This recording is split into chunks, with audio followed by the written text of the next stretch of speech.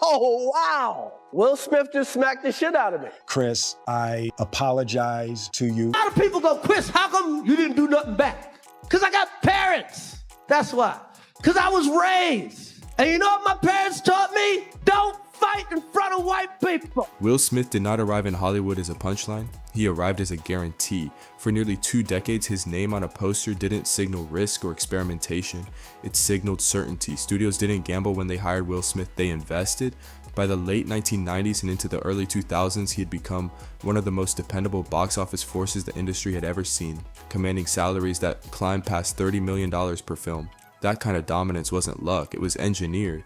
Smith understood the system earlier than most. He studied movie stars the way athletes study game tape, analyzing audience reactions, timing, body language, and tone. He learned which jokes landed overseas, which emotions translated across cultures, which archetypes held universal appeal. He avoided controversy, avoided profanity, avoided anything that could fracture his image. His appeal was designed to be frictionless. Quote, kids loved him, parents trusted him, international audiences embraced him.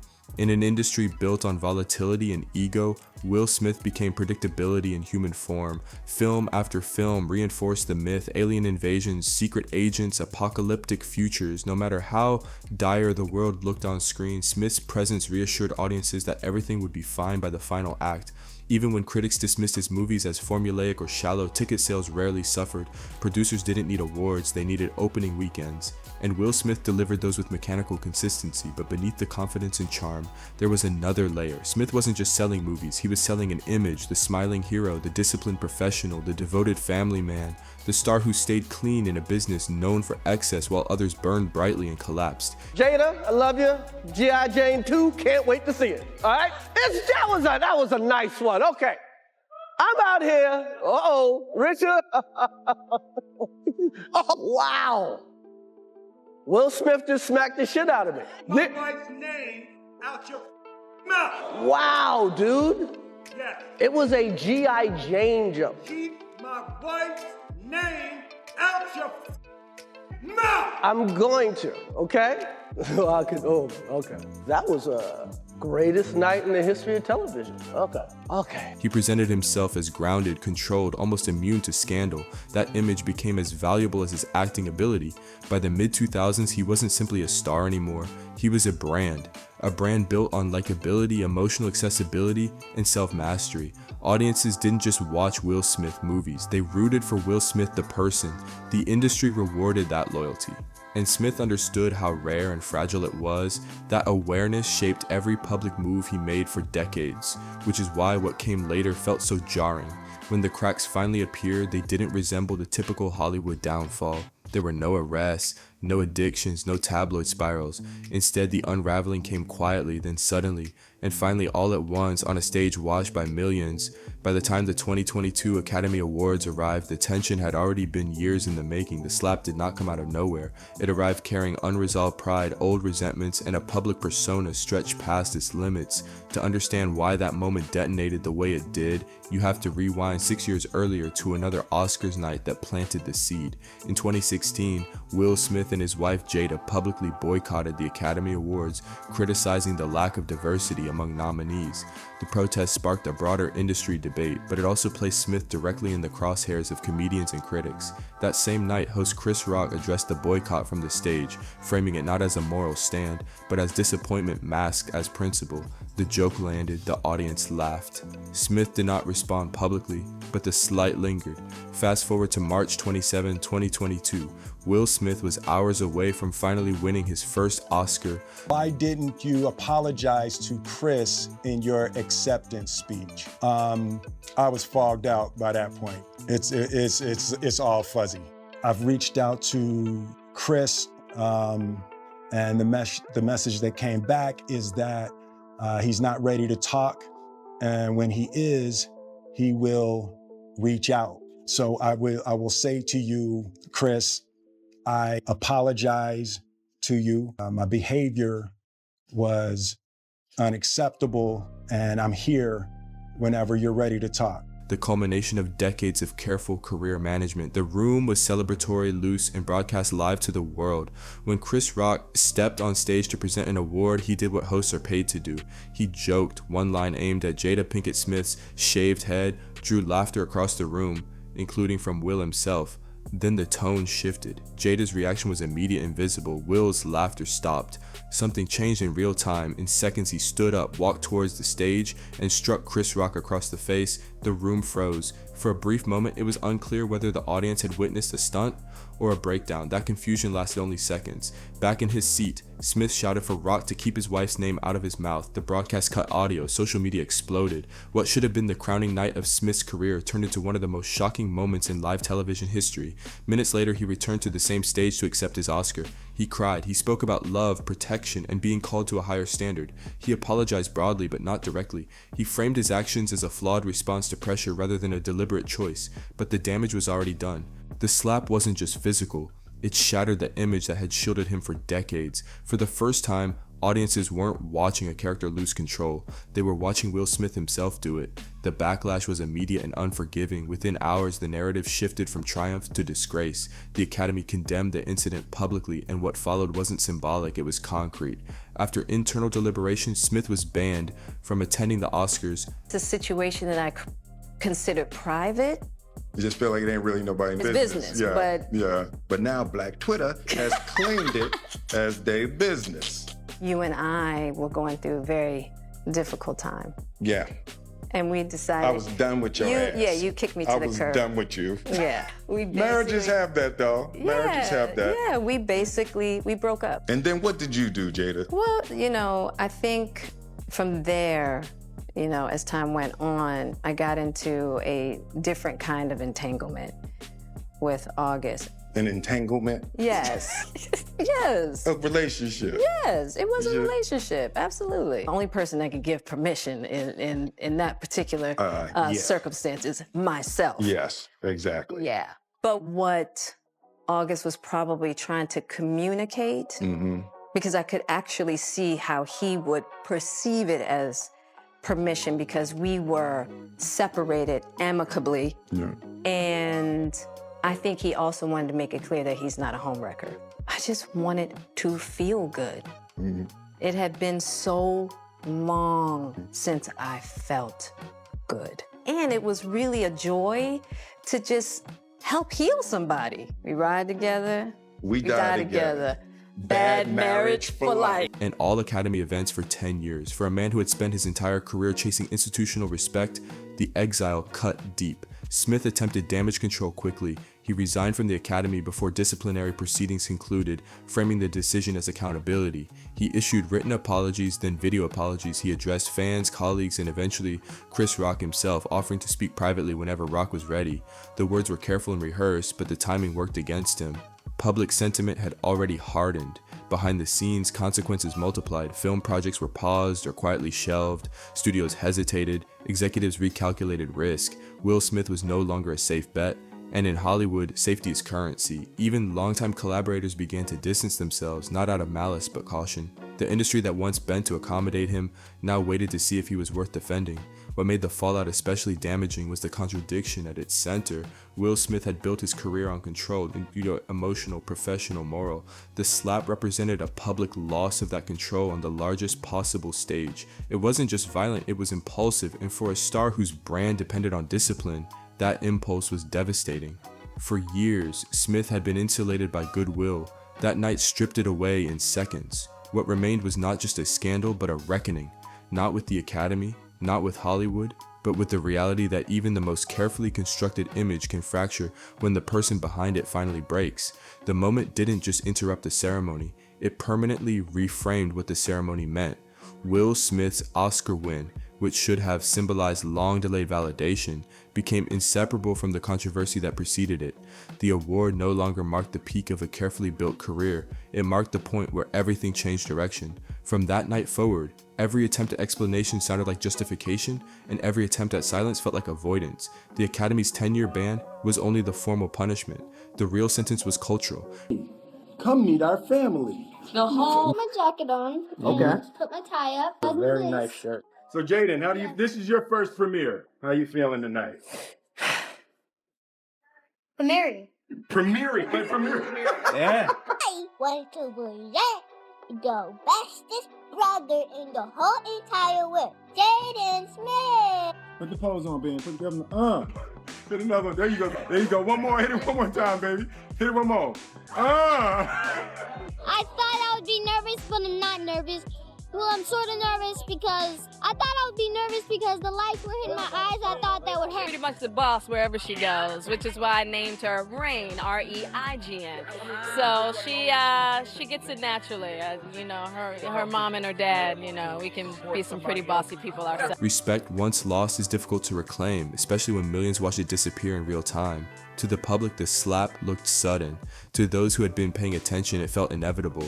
Not because violence was expected, but because the pressure had been accumulating quietly for years. Long before the Oscars, long before that stage, Will Smith's personal life had begun to bleed into his public image in ways he could no longer control. The unraveling didn't arrive through scandal in the traditional sense. It arrived through transparency. For decades, Smith had protected his private life with careful distance. He spoke warmly about family, but selectively. He projected stability without inviting scrutiny. That balance shifted when his marriage, once held up as a model of Hollywood endurance, became a recurring public conversation. What made it different wasn't the existence of marital strain. Hollywood has never lacked for those, but how openly it was discussed. The shift became impossible to ignore when singer August Alsina publicly claimed he had been involved in a romantic relationship with Jada Pinkett Smith. The allegation alone was enough to dominate headlines, but it became explosive when Alsina added a second claim that Will Smith had known about the relationship and had given his blessing. That assertion was never independently verified, but it forced a response, and the response did not come through lawyers or press statements. It came on camera. Will and Jada sat together on Red Table Talk, her online discussion series, and addressed the situation directly. Jada described a period of separation in their marriage and acknowledged the relationship she referred to as an entanglement. Will, seated beside her, pressed for clarity. Eventually, she confirmed it had been romantic. The episode was framed as honesty, growth, and healing, but public reaction saw something else entirely. Clips circulated rapidly, freeze frames, close-ups, Will's tight smile, his glassy eyes, the visible effort to maintain composure. What would you say to the people who looked up to you before the slap, or people who expressed that you let them down? So there's two things. One, disappointing people is my central trauma. I hate when I let people down. So it hurts. It hurts me psychologically and emotionally to know I didn't live up to people's image and impression of me. And the work I'm trying to do is I am deeply remorseful, and I'm trying to be remorseful without being ashamed of myself, right? I'm human, and I made a mistake, and I'm trying not to think of myself as a piece of shit. So I would say to those people, I know it was confusing, I know it was shocking, but I promise you, I am deeply devoted and committed to putting light and love and joy into the world. And, you know, if you hang on, I promise we'll be able to be friends again. Memes followed almost instantly. What might have once inspired empathy instead became fodder for ridicule. The narrative online shifted from curiosity to mockery. Sympathy curdled. The moment wasn't consumed as a shared vulnerability. It was dissected as a power imbalance. What unsettled viewers wasn't the relationship itself, it was the presentation. Jada appeared calm, grounded, in control of the narrative. Will appeared exposed, not angry, not defensive, just emotionally stripped in public without the insulation of distance or mystery. The confident movie star who once controlled every room now looked like someone navigating private pain in front of an audience that felt entitled to judge it. From that point on, Smith's carefully managed persona began to erode. Silence, once interpreted as strength, started to read as submission. Every public conversation about the marriage added another layer of scrutiny. Each explanation invited further analysis. Each attempt at transparency seemed to cost him more authority than it regained. The image of control that had anchored his career for decades grew thinner with every interview, every clip, every viral moment. By the time he walked onto the Oscar stage in 2022, Will Smith wasn't just reacting to a joke, he was defending an identity that had been slipping for years, one already under siege, one that no longer felt intact. As the marriage narrative dominated headlines, another pillar of Will Smith's public image began to wobble: the family legacy. For years, the Smith household had been marketed as proof that fame, talent, and intentional parenting could coexist. Will and Jada weren't simply raising children, they were cultivating successors. Hollywood watched closely. Jaden Smith entered the industry almost seamlessly, first as an extension of his father's star power, then as a performer in his own right. Actor Will Smith is addressing that infamous slap at the Academy Awards in the first music video from his new album. Will Smith is canceled. Oh, you can't cancel no.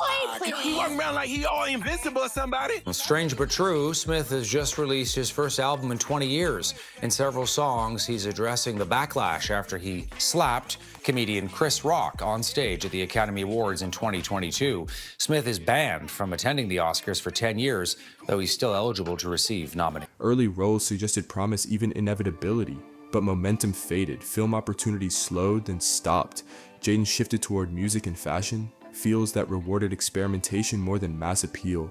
Public appearances became sporadic and increasingly scrutinized. Fans debated his health, his direction, his detachment. What once looked like artistic individuality began to feel like drift. Stories emerged about Jaden wanting to leave home at an unusually young age. The revelation wasn't scandalous on its own, but it reinforced a growing impression. This was not a household as stable as it appeared.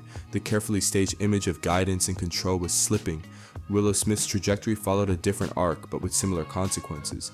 Thrust into global fame before she reached adolescence, she carried expectations few adults could manage. Years later, she spoke openly about periods of depression and self-harm, attributing part of that struggle to early pressure and exposure. The admissions were honest and brave. They were also reframing. Instead of a nurturing dynasty, the Smith family began to resemble another Hollywood cautionary tale.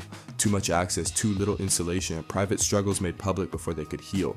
Once again, Will Smith appeared not as the architect of success, but as someone responding after the damage had already occurred.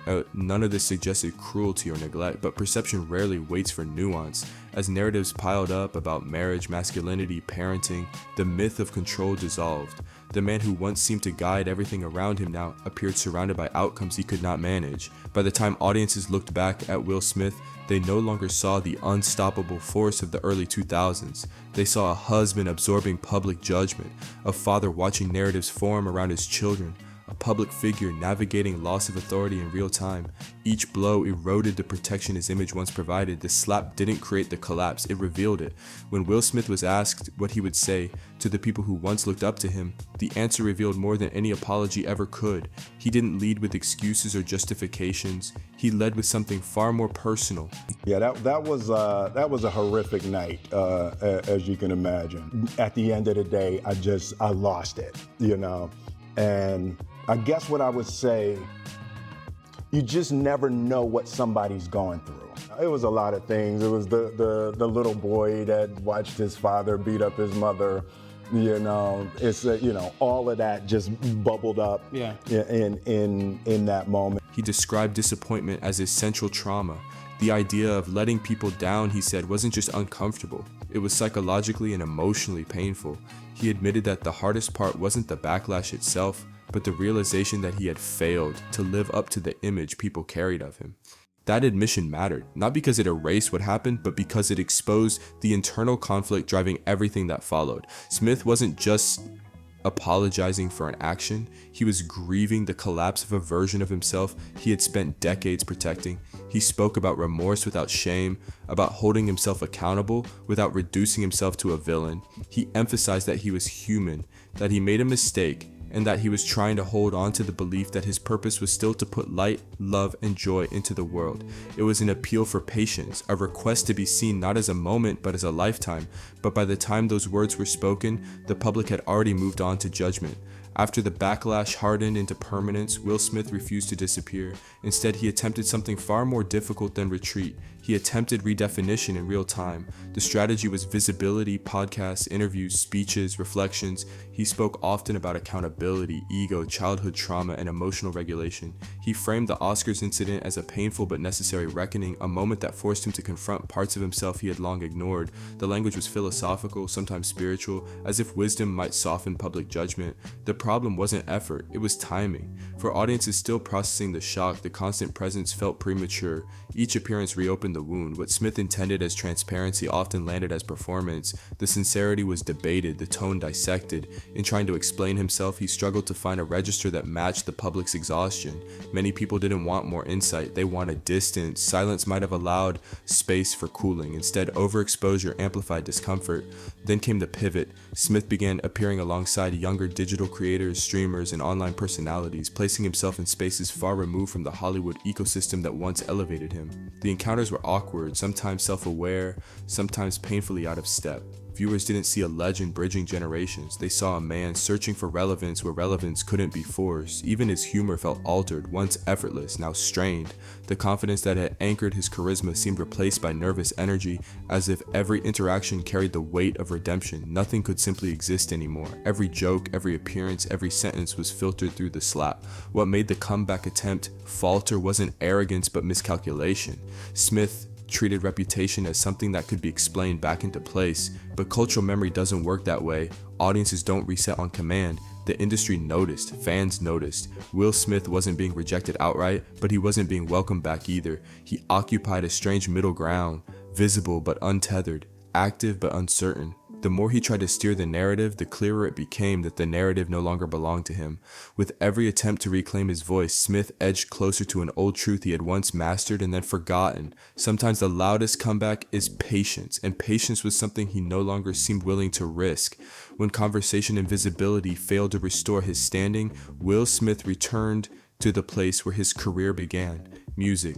In early 2025, he announced a comeback album titled Based on a True Story, his first full-length project in more than 2 decades. The framing was deliberate. This wasn't nostalgia, this was confession. Smith positioned the album as unfiltered and personal, an attempt to finally speak without calculation. He sought guidance from respected voices in hip-hop, including Jay-Z and Kendrick Lamar. Their advice was blunt and risky. Stop performing the image, tell the truth. Smith took that advice literally. The album confronted his public collapse head-on, referencing ego, shame, childhood trauma, and the moment that redefined his name. For the first time in his career, he wasn't trying to be universally likable, he was trying to be understood, but understanding requires willingness from both sides, and the response was unforgiving. Critics just dismissed the project as awkward and self-indulgent. Reviews described it as emotionally clumsy, out of touch, and painfully earnest. Instead of sounding reflective, many felt that it sounded defensive. The vulnerability Smith hoped would humanize him instead reinforced the perception that he was still explaining himself. Commercial response mirrored the criticism. The album failed to gain traction. Social media reaction leaned heavily toward mockery. Listeners didn't hear growth, they heard a man stuck in the moment he couldn't escape. Smith followed up with music videos and performances, doubling down on the message. The visuals were loud, youthful, and energetic, but the disconnect was impossible to ignore. The tone felt misaligned with his age, his history, and the gravity of how audiences now viewed him. Music had once been his launchpad, now it exposed the limits of reinvention. The industry didn't punish him for trying, but it didn't reward him either. Today, Will Smith exists in a space few stars ever reach and even fewer escape. He is neither fully rejected nor fully restored. His name still carries weight, but not certainty. Studios approach cautiously. Audiences watch skeptically. Every appearance feels like a referendum, not a performance. What remains undeniable is that his fall wasn't caused by a single action, but by timing. The slap didn't end his career. It confirmed doubts that had been quietly accumulating. The image of control, discipline, and emotional mastery collapsed in one public instant, revealing years of unresolved pressure beneath it. Smith continues to work, films still get made, music still gets released, but the automatic goodwill that once surrounded him is gone. He no longer benefits from the assumption that his instincts are right or his intentions pure. He must now earn what he once received freely, and yet his story resists a clean ending. Unlike many fallen stars, Will Smith didn't vanish. He stayed visible. He accepted ridicule instead of retreating into silence. He took accountability even when it cost him. That persistence complicates the narrative. Time may soften judgment, history often does, but legacy is shaped by moments. And Will Smith's defining moment no longer belongs to a blockbuster or an award. It belongs to a single impulsive act that reframed everything around it. What remains is a truth Hollywood rarely admits. Success doesn't protect you from collapse, sometimes it accelerates it, and when a persona built on perfection breaks, rebuilding requires more than apologies, explanations, or comebacks. It requires patience, humility, and distance. 3 things Will Smith is still learning to live with, so now it comes back to you. Do you think Will Smith's downfall was the result of one irreversible moment, or the slow collapse of an image that was never as solid as it looked? Drop your thoughts in the comments, and when you're done, check out the next video to dive deeper into another public figure whose carefully constructed legacy unraveled in a very different way.